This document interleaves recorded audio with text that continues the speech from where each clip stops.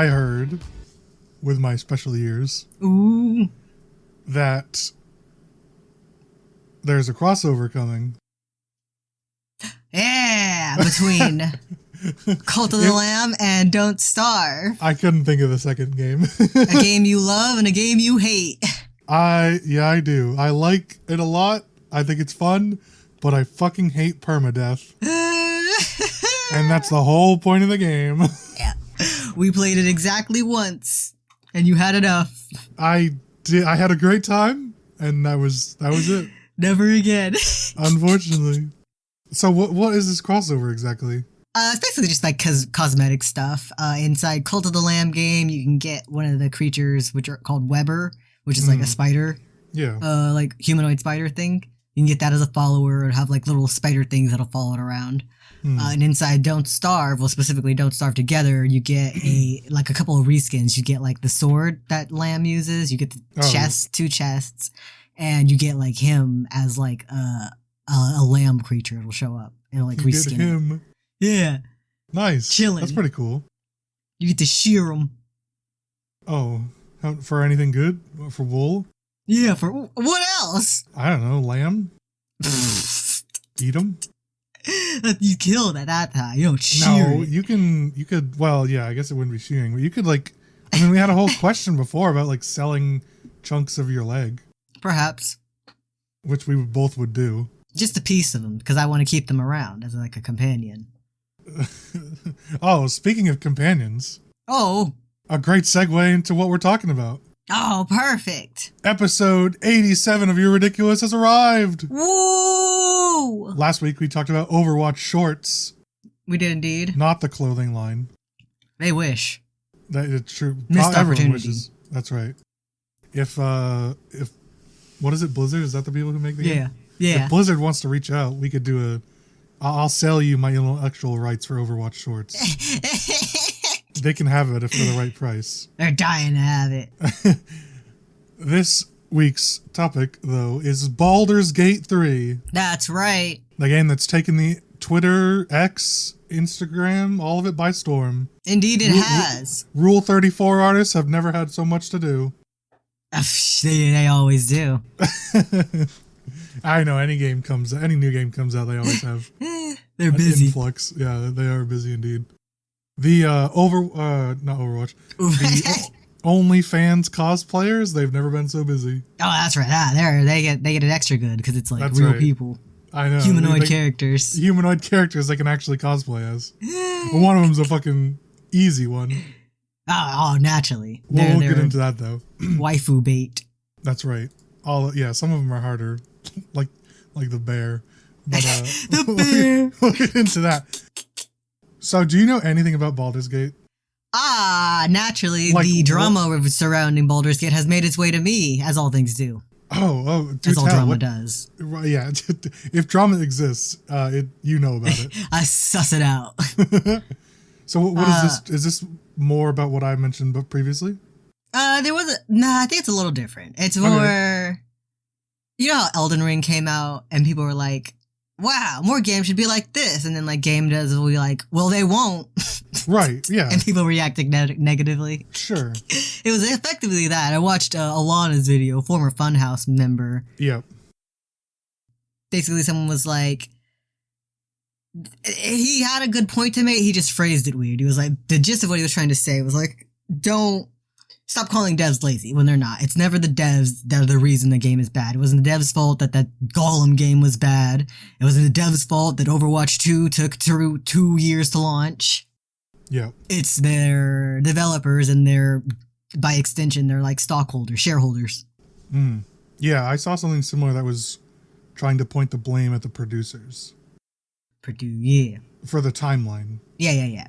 Because it's always what they want, or what people want, and what the expectations going into it are never have a long enough timeline from the game's announcement to the game's release to fulfill those wants and needs. Yeah, they want bigger and bigger games every 2 years, but these games need like 7 years to be made. But they don't want to give it to them. Yeah, exactly. Which Baldur's Gate had 6 years. Wow. And it's exactly what everyone wants, and other companies are complaining about it because it's too good. It's setting the bar too high. Too high. So funny. What a funny reaction. I know. Send out a lawsuit to them because unfair expectations. No, my boss expects me to do more. I'm sure the game developers would love to make games like this. Like, this is a dream game to work on. Absolutely. Or same with Elden Ring, right? Like that. You know, I'm not like an Elden Ring fan. I don't like that style of game, but like it is a fantastic game. Yeah. And I'm sure game developers would love to work on that sort of thing, dream projects. It's the problem is like what you were saying, like producers and shareholders are like never give them enough time to work on stuff like this. Unrealistic expectations. Yeah. The more I hear about Baldur's Gate 3, the more it sounds like the Cuphead of this year. And by that I mean the developers of Cuphead really risked it all. They went all in on their hand, and if it went wrong, it would have went very wrong. They what's the word? What's the word? When you have a mortgage, but then you like do something to it? I don't know. They did like something to their like mortgage on their house, which like gave them more money. But, like, if they didn't make the money back and pay it back, then they would have lost their house. Oh, they took out, like, a second mortgage on it. Is that what that is? Yeah, you just, like, take out more of what it's owed and you have to pay it back later. I see. Then, like, you take out money on the value of your house and you're, like, bidding the house. Yeah, okay. So, like, if you don't pay the money back, then they take the house. I see. But they give you money. They give you the worth, whatever it's worth. Yeah. And, yeah, so, yeah, Baldur's Gate, like, the Larian Studios pretty much did that. They were like they took some pretty big risks, but it definitely paid off hugely. Oh yeah.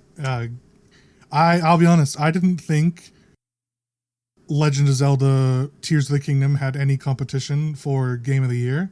Boy, was I wrong. I don't know if this I don't know if it definitely came out of left field. I don't know if this one will win over Tears of the Kingdom, but at least there's a fight now. True. Yeah, they came out swinging. Do you know anything about like the gameplay of it?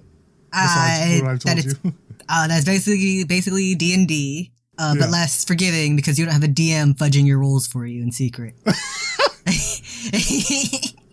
Well, yeah, you're not wrong. I mean, it is less forgiving in the sense that like D&D is a lot about just like what I want. You're like the limit to the majority of the game is your imagination. Yeah. And you can explain to your DM that's like, I want to do this. This is how I'm going to do it. And this is how it works within, or this is how I'm proposing it'll work within the system of the game. Yeah. And obviously you can't really do that in a preset video game. Yeah. So there's like, they do offer a lot of opportunities, like a lot of dialogue options, a lot of spells that like let you do different things to be creative and things like that, and like interact with the environment in a lot of different ways. So they offer you to be imaginative, but you kind of have to find it. Right. It's less forward than normal D&D. Yeah, one day we'll have very advanced games that can adapt that way. But for now, this is pretty solid. This is pretty darn solid. You could also always do that thing where if something doesn't happen, or if something happens that you don't like, you just revert the save. That's right. Roll it back. Save scum it, which, you know, I haven't really done much of, to be honest. I didn't realize people were so against save scumming. Because as a dating sim player, you save scum. Is that like I didn't expect to get on this tangent, but is that like the norm in dating sims? Yeah, that's why they give you like 30 save slots. Slave slots? Oh, God. Oh, no. Yeah. Interesting. So we have like, I don't know, 20 or 25 or so. Ooh. And they quick save like before they automatically quick saves before like major cutscenes. Oh, that's nice. That's forgiving. Yeah, that's really cool. I like that a lot. I don't really take advantage of it that often, but I think this sort of I think it's more about it's about the community that this game revolves around, because there's no saves coming in normal D&D. Right. You know, like if you get a natural 1 on your die roll, you can't just be like, let's revert that. Let me undo that. Yeah, exactly. Undo that. Let me just reload, right? And so the community is like, no, you're supposed to play this like normal D&D. And I'm just like, I don't give a fuck. You do what you want. Right. You want to play it that way? Play it that way. Right. If obviously something happened that you didn't want to happen, at its core, this game is a role-playing game. And so if it goes the way that, you know, you didn't want it to roleplay, fucking redo it. That's sort of the luxury of it being a video game. Yeah. Rather than, if you want rigidity in this sense, in the saving the game sense, play D&D. And also, if they think their games of D&D are that rigid, they're not paying attention. There's no way they're like I just know. Even when I played it for that very short time, I know things are being done to make sure the game didn't suddenly end very prematurely. Yeah, you have so many options for, even if something bad initially happens, you have so many ways of like making it work back in your favor. Yeah. Especially if you're creative, which, you know, most people that play D&D are. Anyways, that is a small introduction. I'll dive right into the meat and potatoes of the story. Let's go. So essentially, you're just some bloke, as you always are in D&D. You get captured by a nautiloid ship, which is an alien ship, and you're captured by illithids. They're also, that's like their scientific name, but they're also called mind flayers. Okay, yeah, I know those. Mind flayers, which are basically like humanoid squid aliens. And their whole goal is like to assimilate everybody and like put them into their hive mind and turn them all into other illithids. I see. They want to like ignite their illithid empire. And so you get captured along with a bunch of other people. The ship gets attacked by the Githyanki, which are basically like orcs if they had a child with elves. I see. I'll show you what they look like later, because one of them is one of the characters. Deep into the made-up words. I know. Already. That's the whole species. Don't worry, I'm not going to go super deep. But they get attacked. The ship gets attacked. The ship goes down. You free yourself, and then the whole first half of the game, or first third of the game, beginning, is finding all the companions, or a bunch of companions, figuring out what's going on, and making your way towards Baldur's Gate, the city. Ah. And during that third of the game, the first half, it's not really half, it's a third, because there's 3 acts in the game. I see. Yeah, most games. All games. Yeah, pretty much. So in the beginning half, it's like finding your way, learning about your companions, figuring out the game, all that stuff. And then you stumble on that there's a cult forming, the cult of the Absolute. And eventually you learn that they're behind the like mind flayer attacks. Right. And they're the ones trying to like turn everybody into illithids and control everybody. The opening scene, by the way, is a mind flayer putting a little illithid tadpole in your eye and going into crawling into your eye and then going to the back of your brain. Hoard. It is, and it has sharp teeth. It's gross as fuck. Invaded. And then the second the second act is sort of like the in between, right? You've made it out of the early stage of the game. You're now exploring, trying to find ways of defeating this cult and all that stuff, making new allies, completing more quests as you do. And then the last stage of the game is taking down or taking over the cult. I see. You kind of get the choice. There's a lot of choices. You become the cult leader. Yeah, exactly. One of the like companions that you can make wants to sort of like, is kind of like, you know, jabbing you in that direction. It's like, hey, we could take over instead of defeating it. Yeah. So a lot of decisions. Co-conspirator amidst your ranks. That's right. It's also a game that has that butterfly effect, a lot like Until Dawn. Ooh. Where it's like the choices you make early game or at all, anytime during the game, will impact what happens during the later games. Would you like to guess? Actually, you may know already. Would you like to guess how many like possible endings there are? 338. Try 170,000. Oh my god! What? Now, I think I mentioned this before. A lot of it is just like, you know, you have this one outcome, and then you have the outcome where, like, I don't know, they lost their underwear or something, right? a lot of like minor decisions. I think there's like 100 or so like outcomes that actually like matter. I see. A lot of the stuff is just like, you butterfly effect. You made different decisions than this time. Yeah, but the major outcomes and then like the little things. Right. And so it's like, you have the same outcome as your best friend, but they had one extra person die or something. Like you didn't complete these 2 quests that you could have to minorly change like the attitude towards someone or something. I see. Yeah, so that's pretty much the game. It's great. We'll get into characters and companions and funny stuff. My character, of course, I've mentioned before how I think like one of the coolest powers is like Beast Boy power. Yeah. Where you can like change into animals. So I, of course, went with a druid. Oh, naturally. So I could transform into like an owl bear and a goat and a cat. A goat? Yeah. Well, it's like a gothic buffalo.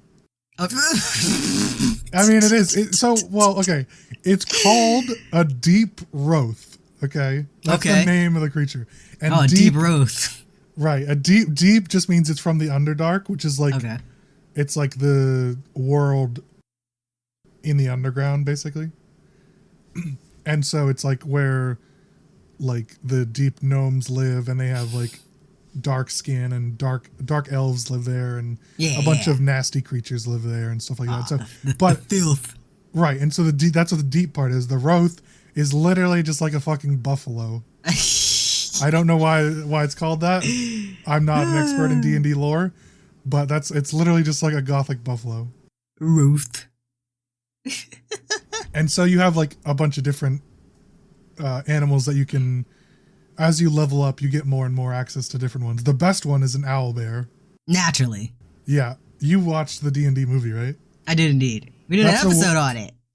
Oh, well, I forgot. That's right. We did do that. Great movie. But that's the one, remember, Doric turns into all the time? Yeah. And she, like, at the end where she, like, beats the shit out of the wizard. Fucks her up. That was so funny. Went back for seconds. Actually, one of the greatest scenes. So yeah, owlbear, great. That you can also turn into, like, I just unlocked, like, a fucking dinosaur. A dinosaur? I'm like a velociraptor. Ah, we've come full circle. I know. That was one of your Beast Boy things. It was. And you can, so there's a bunch of stuff. And the cat is like, you can use it in combat, and you can just meow at the enemies. And it distracts them because the cat is a non-aggressive creature, so they don't attack it. Oh, that's amazing. It's really funny. Cheats, hacks. Yeah, I know. I'm also a dragonborn. You called me a lizard. Lizard mans. Yeah, That looks like the Thing from Fantastic Four. I do look like the Thing. It's very... I don't know if they all look like that, but the white one especially looks like I'm made of fucking rocks. It's not just a rock. It's a boulder. It's a boulder. Dude, I got rode for miles. Who's Baldur? So it's in the city. That's the city. It's named after the founder. He was a former explorer. Interesting. And so he like made the city. It was like an old fishing village, as I understand it. And then he basically turned it into like a huge trading port city. Fascinating. And I think his name was Baldurian. And so they just changed it to, or they abbreviated it to Baldur's Gate. I see. And the gate is like, because it has like a bunch of like levels in the city. And so like one of the like, and they're all like locked off by different gates. Oh. Okay. And it's like, you know, the lower part of the city has like Basilisk's Gate and Worm's Gate and all the bunch of fucking made up names. I don't really know them all, but I'm not an expert in D&D, but I enjoy it. If it's a creature of relevance, it's got a gate. It probably does. I don't know them all. I know those two because those are the two I'm at right now. So yeah, that's why it's named that. I was gonna do like explain the companions next, but I really want to do something different that I just thought of before recording. So I'll save those for later, and I'm just gonna go to my funny things section. the funny things I found throughout the game, and then I'll explain the characters. That works. Okay. What a thrill. So, there's funny things, just a random assortment of things that I found as playing. Not everything, but a couple of the funny ones. There's an Avatar: The Last Airbender Easter egg. Oh, love it. I got to the city, and there's like an area where you can fight people. As you know, you can fight pretty much anybody. But there's a specific fight that the guy, it's like a vending area, and his cart. Oh my God! I just picked up a dead fly on my desk. Horrid. It was under my keyboard. It tricked you. And I'm like, what is that? I just picked it up, and it was a dead fly. Your monkey brain kicked in. God. All right. Gotta get back on the rails. Oh God. There's in after the fight, you can talk to him, and his cart full of cabbages gets destroyed, and he goes, "My cabbages! What have they done?" Oh, that's how you know love was put into the game. Oh, absolutely. I'm sure there's even more, but this is just one of the easy ones I found. Yeah. You can walk in. So there's like a barn in the first area where if you unlock it and then open it up, you walk in on an ogre and a goblin fucking. Interrupting them. And the goblin is getting pegged by the female ogre. Oh, you love to see it. This game's got everything. You have to either like persuade them to like just going back about their business, or they fight you. Gotta really reclaim his honor. So yeah, that was very surprising, because it's like it does that like movie thing where you're looking at your characters like first person. Yeah. Or at them, the character's pointed at them, and then it just swings the doors open and you see them getting plowed. It's so funny. The cutscenes in this game are great. The graphics themselves are like really, really good. Ooh. Sound effects are really good. The cutscenes are amazing. And then you have some really funny ones like that. That's great. I won't get into this. I'll save it for later because it's a spoiler for one of the characters. Oh, mysterious. However, in Baldur's Gate, there you can go to one of the brothels, and there's a. Do you know what drow are? Vaguely. They're like dark elves. Yeah. They're not like evil, but they have like dark skin and normally like white hair and stuff like that. And so there's a set of there's drow twins. Oh. And you can talk to them. Right, they're actually twins, and you can talk to them, and they offer a foursome. Wait, who's the second person?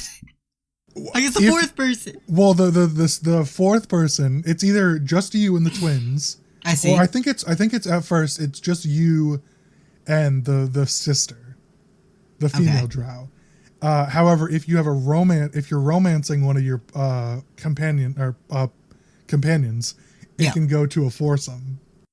Fascinating. But you have to ask your companion. Right. Can't just loop them in. Right. So if you romance Shadowheart, she's one of the females in the group. She basically says, if you're happy sharing, so am I. And you get she ends up throughout the whole scene being like an incredibly horn dog person. Like some of the stuff she is saying, that voice actress must have been like red-faced the entire recording session. God, wow. They don't make games like that. I know, right? That's also the same person that I had the nude skinny dipping scene with. Wow. Horny Supreme over there. Horny Supreme. Asterion, who, these all make sense. These are just names of characters right now, but you'll get them later. Okay. Says, well, I never dreamed of being on the paying end of a brothel. Meaning he's always working it. What a guy. Shadowheart and Asterion both say, yeah, they're in. If you're romancing Karlach, she basically says, like, no, I don't want to, like, share anybody. Or I don't want to share with anyone except you. Right. And so she says that. and then the twins are disappointed, and you can basically say that she's like prude. Like, you know, open up a little. You're gonna shame her. Don't worry, she shames us. You basically can say that like she should open up more and she's kind of prude, and she angrily turns around and screams out "degenerate" and points at us. New meme format. Degenerate. It's really funny.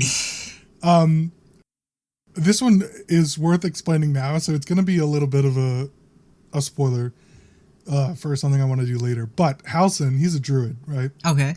And you have to save him early on, or you have the option of saving him early on, and he's a bear. He transforms into a bear a lot. And so I don't know if this works with everybody, but it happened to me because I was at the brothel trying to find information, and I found these twins, and that's how I researched the rest of these options. Right. If you're romancing Shadowheart, she agrees to the foursome, and if Halcyon is in your party, he says, "Got room for a fifth?" He wants to make it a whole fucking orgy. Then, if you agree, the twins bring you to the room, and then Halcyon transforms into a fucking bear. We're going off the rails! We're doing it for any rails! Oh my god. It's so funny. That's great. What else? I have more. So there's also a power in the game that a lot of the spellcasters have. It's called Talk to Animals. Yeah. You can like cast it on yourself, and then you can communicate with them, and they all speak common, which is just D&D's version of fucking English. And the animals, every animal has something to say. Oh, I bet. It is the best thing. So a couple of the ones I found, there is a militaristic pigeon called Commander Lightfeather that asks you for name and rank, and then says, "Quickly now, there's a war going on." Pigeon war! Oh my god, it's so funny. There is a raptor, like a caged dinosaur raptor that says, it's like super savage with a really gnarly, gruff voice. Yeah. And then says something like, "Press your flesh against the bars so that I can feed on you."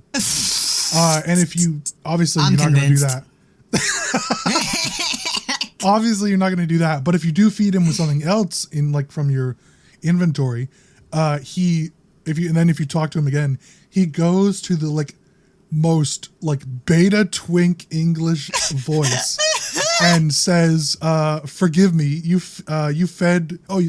forgive me, you freed me from hunger's lust. And to think I almost ate you, I am ashamed," and then starts crying. He had to put on his deep voice for you. He really did. There's a artistic British pig that thinks rolling in the mud is art. Wow. Stan the pig. There is a cat named Glub that's afraid of everything, including its owner, who I'm also convinced is beating the cat. Yeah, that tracks. But I'm still researching that. Glub the cat. There is a Scottish eagle that says, that tells the little, it has like children. Yeah. Little fledglings, and says, "Don't get too close to it. It might have germs." And then the last one that I remember, I don't remember what this one says, but there's a cat with an extremely deep voice named His Majesty. Naturally. I do not for the life of me remember what he says, but the name sticks with me. His existence is enough. Yeah, so if you're playing this game and you haven't taken the time to talk with the animals, definitely do. It's absolutely worth your time. It's so cool. It's so funny, and it's really like creative how many like, because you could like just have some like 5 voice actors just like do some basic like text, right? Like, yeah, "Don't talk to me, I'm eating," or whatever. But a lot of them, and there are some animals that are like that. Not like everybody is like super unique. Yeah. But most of them have something like reasonable to say. Yeah. That's cool. They're like their own NPCs. Yeah, it's really fun. It's really, really cool. And then like a lot of these ones are super memorable. There's also ones that like give you information like about quests and stuff. Ooh. So it's like it's really like worth your time to talk to them, which is really cool. Those are sort of like the best things I've found. Oh, I saved the best one for last. Oh. So, would you like to know what the highest damaging move in the game is? Tell me. So a typical like attack that I found right now, not counting a crit, is like 20 to 30 damage, like at like the later stages of the game. Yeah. Which is a really good amount. Like that's a lot. There is an attack in the game that does between 800 and 1200 damage. And it is from the owl bear. Naturally. What you can do is if you have a wizard and a druid in your party, you turn into an owl bear, and then you cast Enlarge on the owl bear from the wizard, or whoever has the spell. I guess it doesn't have to be a wizard, but whoever can cast that spell. You cast Enlarge, which basically just like increases their strength modifiers and all that stuff. Yeah. And then you can stack so every combat, like you can kind of see, not every combat, but a lot of combats you can kind of see coming. Yeah. Like you can see the enemies ahead of time, or you can kind of tell that you're going to get in a fight here. And so if you're paying attention and set up the fight beforehand, you can stack items high up. And so you can get the owl bear on like a super high up on like a stack of crates or boxes. Yeah. And then if you jump off of that onto an enemy, it has a move called Crushing Flight that uses its strength modifier to jump and then land at an area of your choosing, and then knocks everybody in the area prone, and they take a bunch of damage. Yeah. And if you do that, it scales with your height. So if you're jumping off something super high, you're going to do more damage. Crushing Flight is also immune to fall damage. And so what they found is that there's an area where there's a really difficult golem that has like a ton of defense and stuff. Yeah. Tons of resistances. And so the best way to kill it is to jump literally like 200 feet on top of the golem, and people have been calling it owl bear from the top rope. Oh my god, the ultimate body slam! It's so funny. And the visual is amazing because it's just like an owl bear literally like splayed wings doing a humongous body slam. I just love it. Turns that golem into mist. It's so funny. That's currently the highest damaging move that people have found. Huge. It's so good. Oh man. All right. Aww. Next, I want to do the characters, and then we can move on. Satellite radio. That's y'all getting hit with boom, boom. Yes. All right. So I'm gonna like send you pictures, and then I want to see if you can guess what like class they are. Okay. And then I want to know if you would smash or pass. Okay. Naturally. Why can't I paste? Everyone must know. Forbidden from Discord to send me the goods. Why can't I? Hang on. Man, if only this game wasn't so immensely overwhelming, I'd actually play it. They were simply too much for my brain to handle. Yeah, I'll say it's not a perfect game. The biggest downside is that the game doesn't do a very good job of explaining itself. Oh? There's like a lot of stuff that you kind of have to like trial by error and figure out on your own. Yeah. Especially if you're not like a D&D, like if you're going kind of like in blind. Yeah. You kind of like have to figure out all the nomenclature and all that stuff. It could be better in that front, but I guess you are starting at 3. Well, yeah, but apparently that's like Baldur's Gate is kind of notorious for this. Oh. Not tisk. Yeah, not explaining itself. So I don't know why I can't copy these pictures, which is a shame because I spent like 20 minutes trying to get these pictures. We want to save them. What? Why don't you save them? Nah, I can do this. Nah, I'll do this. Well, I'm just gonna screenshot them. Okay, or you could send the link, like copy image link. Oh yeah, nah, it's fine. All right, let me look at her. She's definitely so this is Shadowheart. Shadowheart.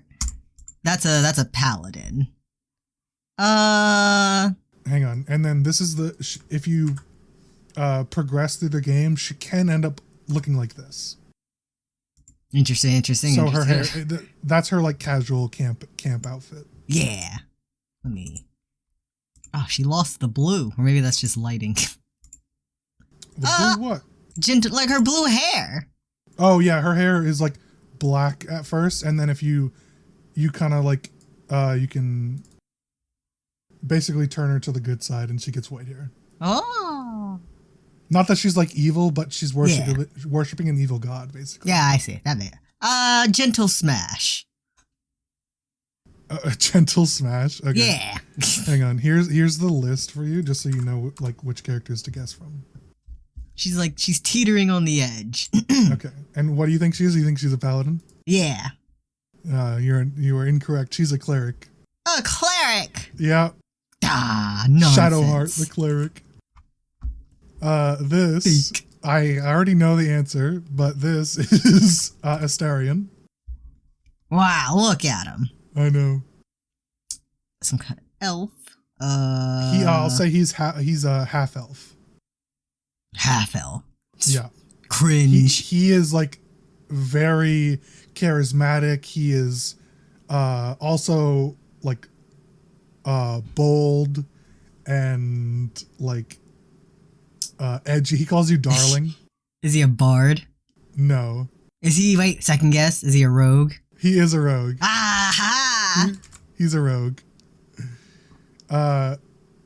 Smash or pass? Smash. I knew it. This is Gale. Gale. His name doesn't fit his appearance. I know. Well, you guess first. What is he wearing? He looks like he's in a Marvel movie with like his clothes green screened on. Hang on, let me see. Oh, here's another picture. Maybe. There you go.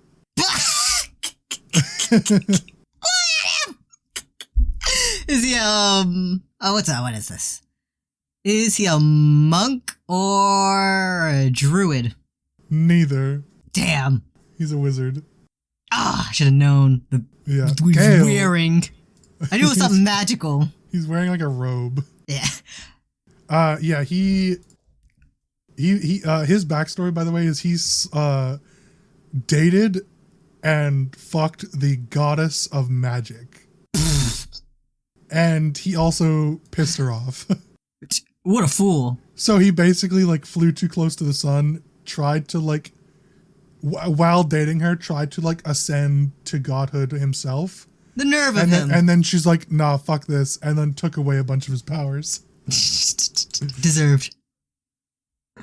This pass. I knew you were gonna pass on him. Everybody passes on Gale. Look at him. I know. He's a little bitch.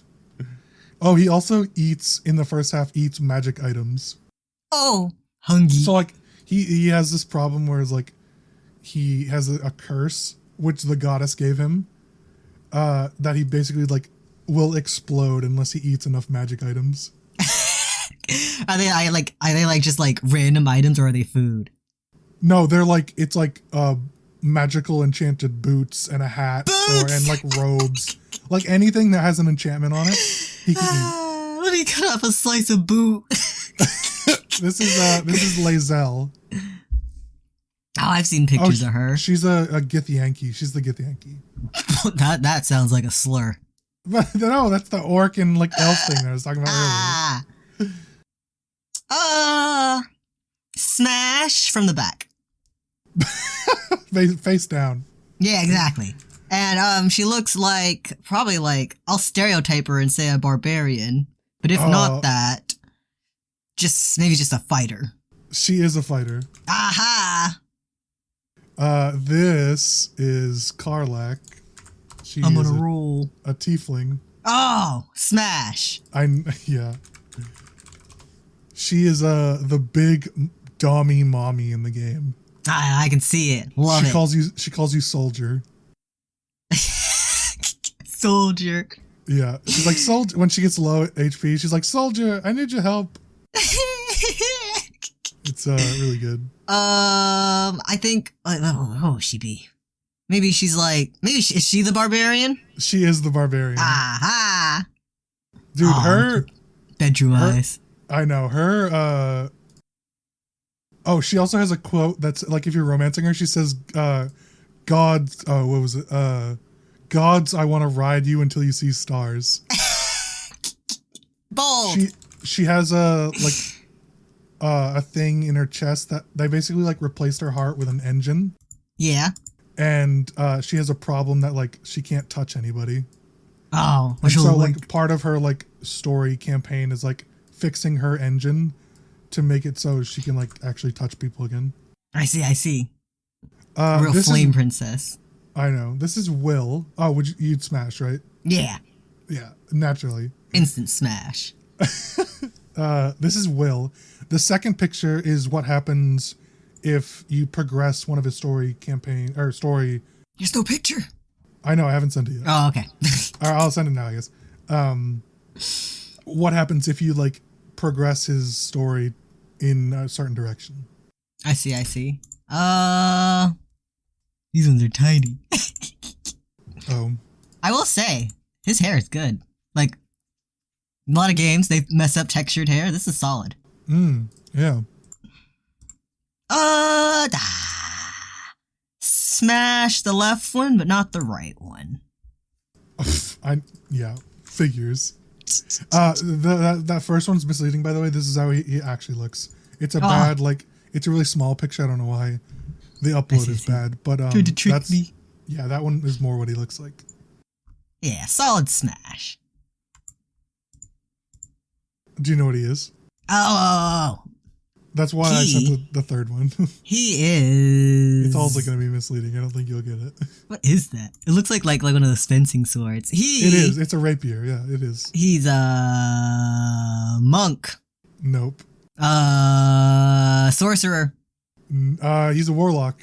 No, I was so close. So there's like a subclass in D&D where you can be like, it's called Pact of the Blade, and it just means that like, you can use like magic to enhance your weapon. Right. And so he's got like a fencing sword, and his whole thing is like he made a deal with a devil to save his town, and now he's like, if you break the deal, that's what he turns into. Come to collect. This is Jahira. She's a very famous D&D character, but this is like an older version of her. Is she the one all the Rule 34s of? No, that's probably Karlach. That's fair. Or Shadowheart. I've heard a lot of OnlyFans cosplayers are really digging Shadowheart. I bet. She's if you have black hair and white skin, she's easy to cosplay. That's another picture of her. Low keeps the cosplay budget low. That's right. Smash, and looks like I think druid. No, cleric. She was a druid. She's no. You're right. I'll give it to you. This is Halson. We already know that he's a druid, as I've said before. The reason I'm showing you anyways is because that's what he normally looks like. However, you can romance him. However, when you do, this is the scene that you get.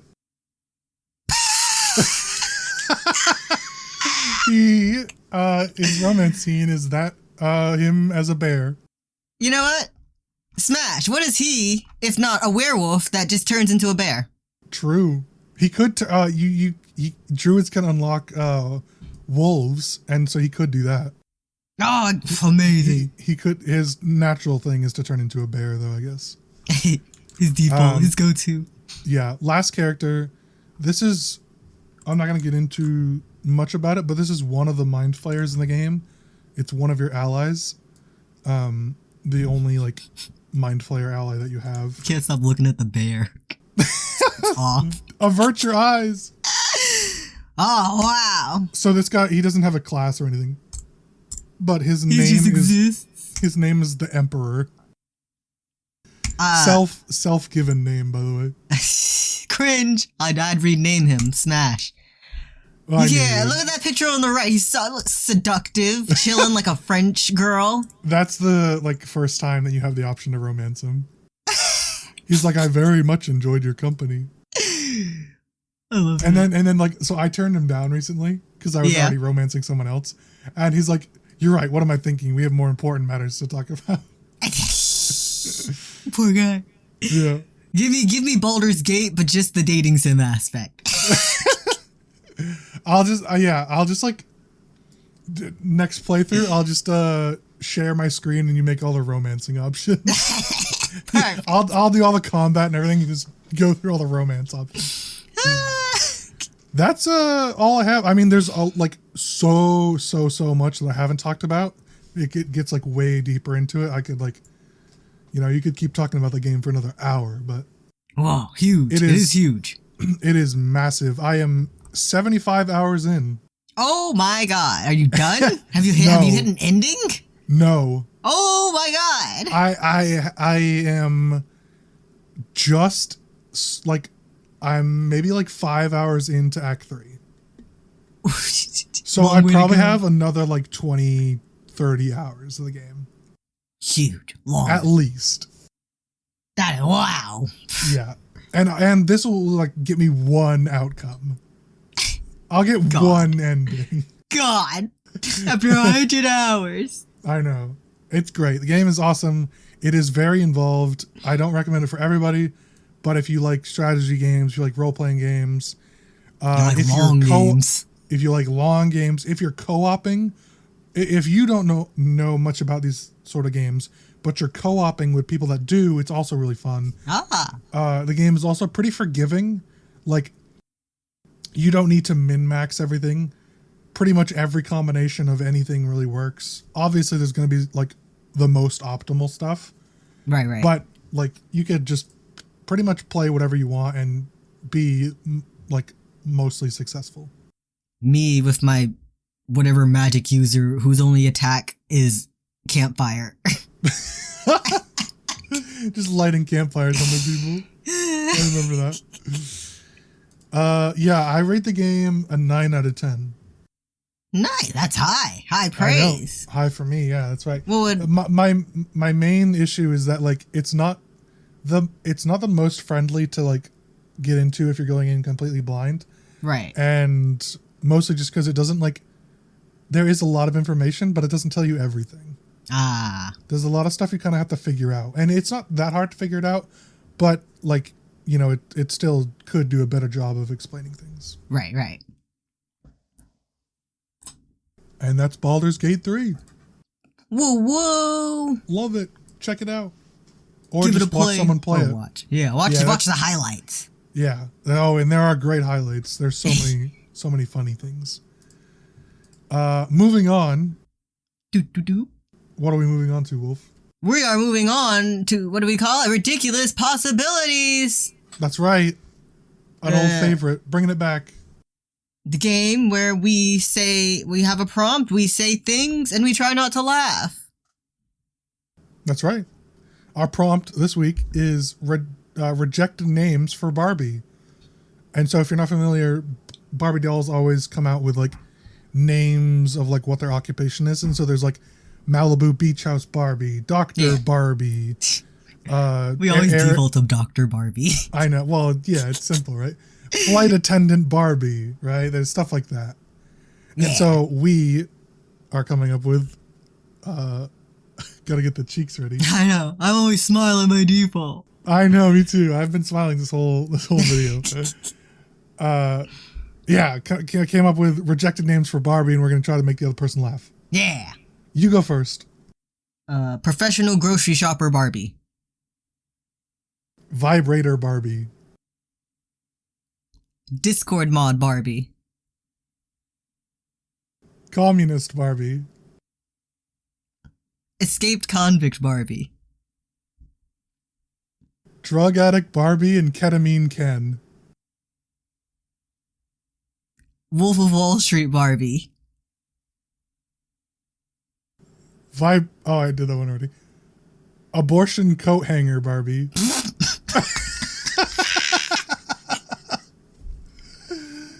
I got him! I like the specific word. Abortion coat hanger. That's her job. She is the coat hanger. That's what you use her for.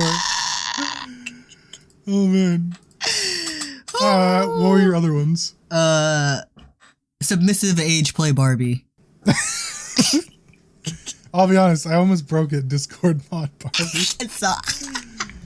I also had 9/11 Barbie. And Parkinson's Barbie. 9/11 would have got me. I also had escaped slave Barbie. I almost had one similar. That's the one I had to rewrote so I wouldn't have to censor it. Tell me after. I gotta know. Oh man, I always love this one. Yeah. Oh, it brings out the best. Oh, the longer you play, like with more answers, the worse it always gets. Yeah, just escalating. It's so hard to stop. We'll probably do another one next week because it'll be Wolf's turn to think of a prompt. Yeah. So, if you like that, tune in for next week for more. Achoo. And lastly, we have Raine's question of the week. Wolf, what is it? This week's question of the week. If you were a dragon, what, besides gold or treasure, would you hoard? That's right. You answer first. Do you not have one? Okay, I'll answer first. I'll let you think. I thought about this for a while, actually, because I thought it was an intriguing question. And I would be like, my name would be like Dealer Dragon or like something like that. And I would not the drugs. Dealer. The not plug. Drugs. I would. But if Fantasy World even come to like the conclusion, start calling drug dealers plugs. Do they have something that'd be close?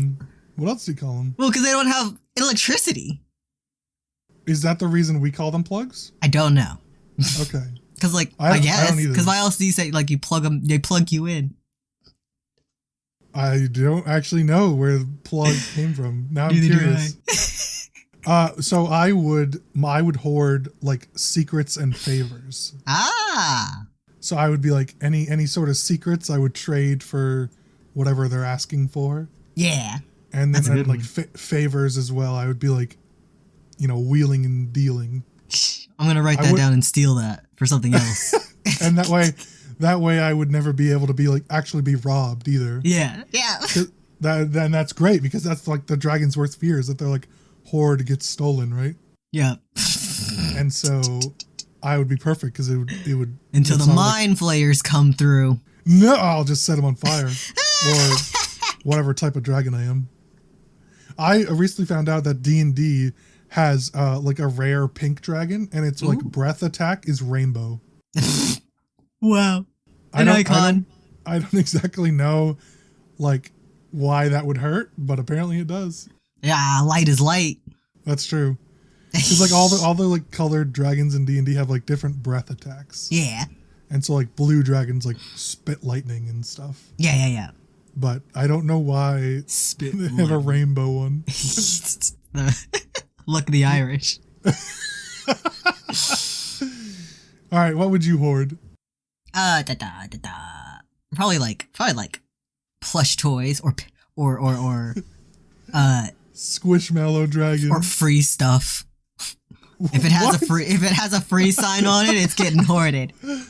Bargain hunter dragon. I like creep around through the villages throughout the night like reverse Santa looking for free items. Trash man dragon.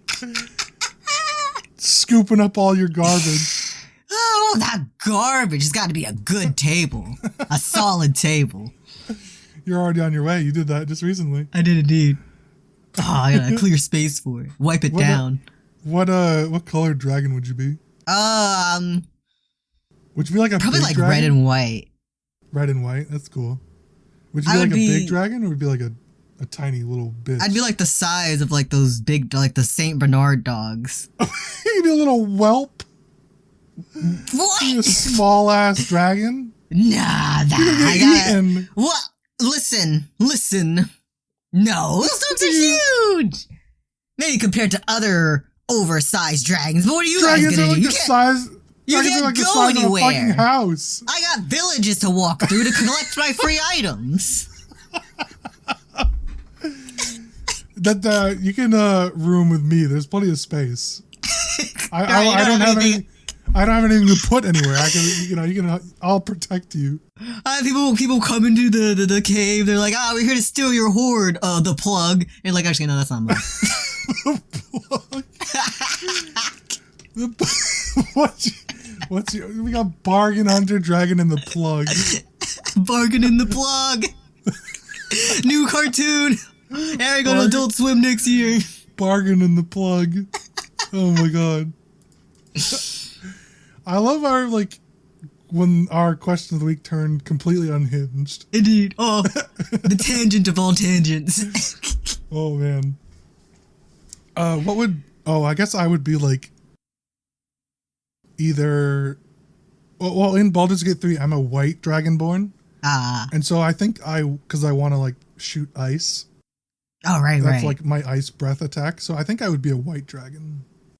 That tracks. That tracks. Those seem pretty cool to me. So what do red dragons are just fire? Yeah, red is fire. I think silver and blue are lightning. Black is poison. What else is? Oh, bronze I think is also fire. Green I think is poison. I'll be green and black. Blue can also be ice. Double poison. Yeah. I think those are the only. Oh, I think there's a radiant breath. That's radiant. For holy dragons, radiant light and stuff. And then there's yeah, that's most of them. I see. Yeah, lightning for those colors that I mentioned. So. What a duo we are. I know, right? Bargain and the plug. A poisonous red or black and green dragon and a fucking white ice dragon. The thumbnails make themselves. Of course they do. What would Rain hoard? Rain. I think Rain hoards actually hoards rocks. Yeah, cool crystals. rocks. Yeah, they have crystal. They have a crystal collection. Yeah, crystals and then rocks that are weird shapes. Yeah, weird cuts and everything. Yeah. They've got a rock that's vaguely shaped like Abraham Lincoln. Or whatever the fantasy equivalent of that is. Yeah, sure. Why Abraham Lincoln could translate into a fantasy world? It's gotta. There's so much slavery. There is. There is. Someone's got to break the chains. What color dragon do you think there'd be? Oh, our rain could be. Oh, there's purple too. I think. What is purple spit? Poison as well. Oh no, she can't be purple. I'm already poison. That's true. I think she would be a tiny, even tinier than you, pixie dragon that's red. That shoots that doesn't actually have a full fire attack. It's just a lighter. Yeah, it does wonders for her rocks. Not good in combat. Right. It's just it's a hot enough breath that's just a lighter that polishes the rocks. Yeah. That's perfect. All right, Wolf, take it away. I'm Wolf, taking things away. Thank you for watching episode 87 of You're Ridiculous. If you liked all that, be sure to hit the like, comment, and subscribe button so you get and be sure to hit the bell so you get notified of the next episode. If you are watching on a podcast website, be sure to hit the plus and give us 5 stars to support the show. You can follow us across the internet, the main cast at ridiculous_cast on Instagram and Twitter. You can follow Lucas at 7AngryWasps with an E, or you follow me at Rainbow Does without the W. We hope to see you guys all again next week. Until then, say goodbye. Goodbye. Good boy.